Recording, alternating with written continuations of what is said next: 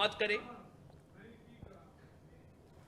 ईद ते सड़कों ते ट्रैफिक रवा-दवा रखने का मिशन ट्रैफिक पुलिस एहलकार सड़कों ते ड्यूटी दे रहे हैं। मजे दस रहे हैं मलिक मुश्ताक जी। मलिक मुश्ताक अपडेट करो कि तफसीलात में खुशियां भरा ईद का दिहाड़ा ते ईद के दिहाड़े हर कोई वन सवन्ने नवे कपड़े पा के कोई ते अपने रिश्तेदारों को मिलन जा रहा ते कोई पकवाना दी दुकानां ते जा रहे हैं। लोग अपने अपने रंग ते अपने अपने ढंग दे नाल मजा लै रहे हैं। लेकिन तुहानूं दसदा चला कि अज ईद के दिन भी साडे ट्रैफिक पोस्ट ते एहलकार जेहड़े 30 दिन रोजे जेहड़े ने वो सड़कों ते इफ्तारी करते रहे हैं। बल्कि अज ईद के दिन भी सुबह तो अपनी वर्दियां पा के ते सड़कों के उत्ते बड़े जोर नाल ड्यूटी कर रहे हैं। इन्हां दा आखना है कि साडी कोशिश है कि तमाम लोग बर वक्त टाइम नाल अपने घरां च पहुंचन, खुशियां रज के मनान। इन्हां को जाने जनाब कपड़े नहीं नवे बनाए ते अज सारा दिन इत्थे वर्दी जी नहीं सारी बिल्कुल बनाया है कपड़े भी बनाए हैं, लेकिन ये टाइम कपड़े ड्यूटी का है।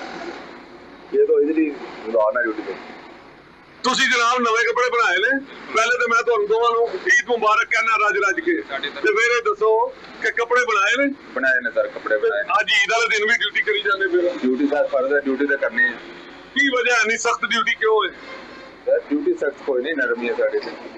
ये सख्त नहीं है, ये रूटीन में है। ये रूटीन में इस तरह ही होता है। अपने अपनी शिफ्ट है, अपने शिफ्ट अपने पारी में छुट्टी भी है।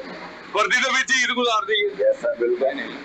पहली शिफ्ट सर अभी घर गुजारी है, सेकंड शिफ्ट ड्यूटी पे आ गया ਤੇ ਦੂਸਰੀ ਸ਼ਿਫਟ ਫਿਰ ਤੁਹਾਨੂੰ ਛੁੱਟੀ ਹੈ।